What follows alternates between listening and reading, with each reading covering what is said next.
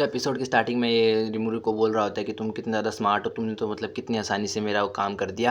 जिस पे बोलता है आपने बनाई इतनी शानदार थी वो, और यहाँ पे मज़े कर रहा होता है। और तभी यहाँ पे एक जो लड़की आती है इसके पास एल्फ, और बोलते हैं रिमूरी जी आप दारू पीना चाहोगे, और उसको सर्व करती है।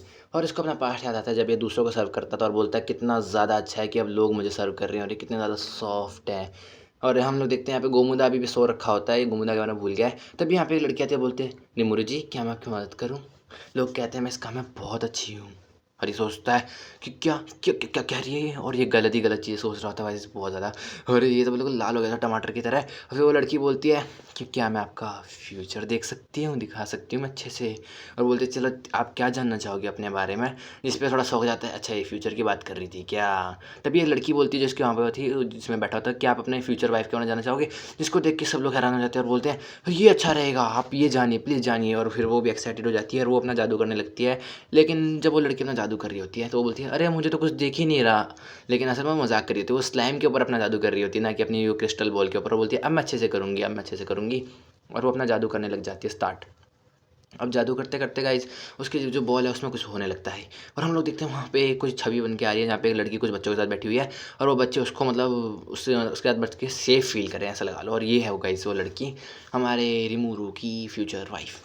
और ये देख के तो वो बोलता है कि ये तो जापानी है, मैं इसे ज़रूर मिलना चाहूँगा।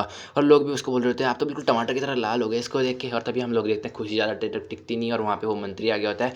और वो वहाँ पे ताने मार रहा होता है वहाँ पे रिगर्ड को, कि इसका नाम रिगर्ड वैसे तो, कि तुमने अब तक वो 20 तलवारें नहीं बनाई। जिस पे बोलता है मैंने कब की बना ली हैं वो। जिस पे अभी भी इसको अपने बातों पे ध्यान होता है, बोलता है तुमने इतना टाइम नहीं है तुम्हारे पास। लेकिन तभी बोलता है क्या बना ली हैं। और फिर वो स्लैम की तरफ देखता है, नहीं मतलब स्लैम उसकी तरफ देखता है और बोलता है अच्छा तो ये है क्या। वो मंत्री देखने से खड़ूस लग रहा है, और मुझे लगता नहीं इन दोनों की कुछ आपस में बनती है जिस तरह से बात कर रहे हैं। तभी वो बोलता है अच्छा वो सब तो ठीक है, लेकिन ये नीची जाति का मॉन्स्टर ये स्लाइम यहाँ क्या कर रहा है।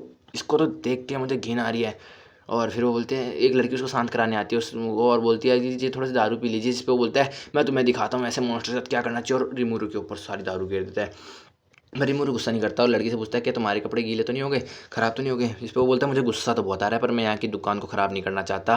तो फिर यहाँ पे जो वो है रिगर्ड उसको बहुत ज़्यादा गुस्सा आ जाता है, क्योंकि गाइस देखो उसने उसको उसको करा होता है, मतलब मेहमान को अपमान करा होता है। और वो बोलता है तुमने मेरे मेहमान का अपमान करके बहुत बुरा करा है और इसके लिए रेडी हो जाओ। और वो उसको और ज़्यादा मारता है, और गाइस इसकी तो मतलब हालत ख़राब हो गई होती है, और ये तो बिल्कुल ही गिर गया होता है। और वो फिर बोलता है रिमूरू जी आप यहाँ पे एक बढ़िया कारीगर को ढूंढने आए थे ना, तो मेरा बारे में क्या ख्याल है आपका। जिस पे जो रिमूरू का खुश हो जाता है और बोलता है कि वाओ तो आप तो सबसे ज़्यादा बेस्ट से बेस्ट हो, मैं तो आपको लेके जाऊँगा। और फिर हम लोग देखते हैं अब यहाँ पे इनके उसका बड़ा भाई आ जाता है और छोटा भाई आ जाता है और बोलता है बड़े भाई आपने ऐसा क्यों करा। जिस पे बोलता है अगर उसने रिमूरू जी के साथ अच्छे से बिहेव नहीं करा करा था इसलिए मैंने उसको थोड़ा सा पीट दिया। जिस पे बोलता है थोड़ा सा आपको पता है ना कि एक बहुत बड़ा आदमी है, कोई मंत्री है। जिस पे वो बोलते हैं अब आपके ऊपर कार्रवाई होगी, और उनको यहाँ पे जेल में ले जाते हैं और बोलते हैं कि अब आपके ऊपर कार्रवाई होगी। और हम लोग देखते हैं ये लोग अपने वहाँ पे सेल के अंदर बैठे होते हैं जेल के, और यहाँ पे ये गोमुदा अभी भी सो रहा होता है। ये गोमुदा नहीं गधा है। और यहाँ पे स्लाइम बोलता है ये अभी भी सो रहा है। और जिस पे जो वो बोलता है कि रिमूरे जी कोई बात नहीं, अब हम पे थोड़ी बहुत कार्रवाई होगी और मैं आपके साथ आने वाला हूँ, तो इसलिए आप टेंशन मत लीजिए, कोई दिक्कत विक्कत नहीं होगी। और फिर वो अपनी स्टोरी बताता है उसको कि मतलब उसकी और इसकी लड़ाई कैसे हो रही है। तो पहले वो बताता है कि वो पहले ये जो मंत्री है वो इसके अंडर काम करता था और मैं राजा के अंडर काम करा करता था, लेकिन क्योंकि मैं गरीब खानदान से, मजदूरों के खानदान से था और वो अमीर से, तो अब तो बाकी से आप समझदारी हो। और एक बार ये लोग कुछ प्रोजेक्ट पे काम कर रहे थे जिस पे कुछ गड़बड़ी आ गई, जो डिफेंस वाला रोबोट था उस पर कोई गड़बड़ी आ गई और वहाँ पे ख़राब हो गया, और वहाँ पे बहुत बड़ा धमाका हो गया। लेकिन जो उसने है वो सारा नाम ना मेरे ऊपर डाल दिया, जिस वजह से मतलब मेरे को मतलब बहुत बुरा लगा, और मैंने किसी ने मेरी बात नहीं सुनी तो मैंने वहाँ पे रिज़ाइन दे दिया और मैं अपनी ज़िंदगी देख रहा हूँ। लेकिन अभी भी वो मुझे लगता है मुझसे चिढ़ रहा है, लेकिन मैं कह सकता हूँ वो एक अच्छा इंसान है, इतना बुरा भी नहीं है, क्योंकि वो हमेशा मेहनत करता रहा है और वो राजा के पास आने की कोशिश करी है उसने। जिस पे अब वो बोलता है चलो रिमूरू जी अब मेरे से कोई मतलब नहीं, मैं आपके साथ जा रहा हूँ। और फिर इसके जब ये दोस्त सुन लेते हैं कि ये उसके साथ जा रहा है रिमूरू के साथ, तो वो लोग भी बोलते हैं हम आपका साथ देंगे, हम आपके साथ जाने वाले हैं। जिस पे ये काफ़ी ज़्यादा इमोशनल हो जाता है और रिमूरू बोलता है मैं तुम सबका ध्यान रखूँगा। और तभी हम लोग देखते हैं गोमुदा की भी आँख खुल गई होती है, लेकिन जब उसकी आँख खुलती है तो ये लोग सब कब सो गए होते हैं, बस रिमूरू जाग रहा होता है। गोमुदा बोलता है कि यहाँ पे मुझे क्या और है, ये मुझे ठीक है, शोर मचाने लगता है मतलब, तो इसका मुँह बंद कर देता है सही किया वैसे तो। फिर अब अगले दिन पे कार्रवाई शुरू होती है। यहाँ पे इनका ये मंत्र जो क्या है बोलते हैं इसको, जो भी है जो जय। और यहाँ पे जो ये लोग जैसे राजा आता है सब लोग उसके सामने झुक जाते हैं। और हमारे जो राजा है इसका नाम है गजेल ड्वार को, जिसे ड्वार्फ्स का राजा भी कहते हैं। रहता है। फिर इनके ऊपर जो इनका ये साथी होता है, जो कि इनके तरफ से बोलने वाला था, ये पैसे इसने मतलब रिश्वत खा ली होती है और ये इनके खिलाफ बोल रहा होता है और सारी चीज़ें मतलब बड़ा चढ़ा के बोलता है कि इन लोगों ने इसको ऐसे मारा वैसे मारा। और हम लोग देखते हैं इसको कुछ ज़्यादा चोट आ गई होती है, जबकि इसको इतना मारा भी नहीं था।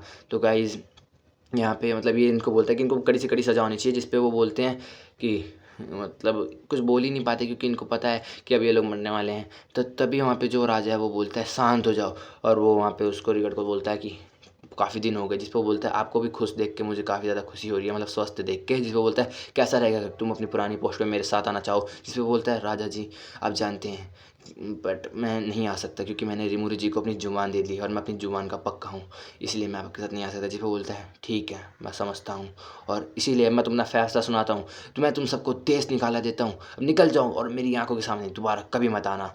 वो भी उदास होकर कहता है, वो राजा भी, और ये भी काफ़ी ज़्यादा उदास हो जाता है और ये दोनों रोने लगते हैं। फिर अब जब से यहाँ से सब लोग चले गए होते हैं, तो यहाँ पे उसको बोलता है तो तुम्हें कुछ कहना है। जिस पे वो बोलता है कि नहीं। जिस पे वो बोलता है कि आज मैंने तुम्हारी वजह से अपना एक वो कीमती सेवक खो दिया। जिस पे बोलता है वो कीमती सेवक हो ही नहीं सकता रिगर्ड, तो वो तो बहुत बेकार है। जिस पे बोलता है मैं उसकी नहीं तुम्हारी बात कर रहा हूँ।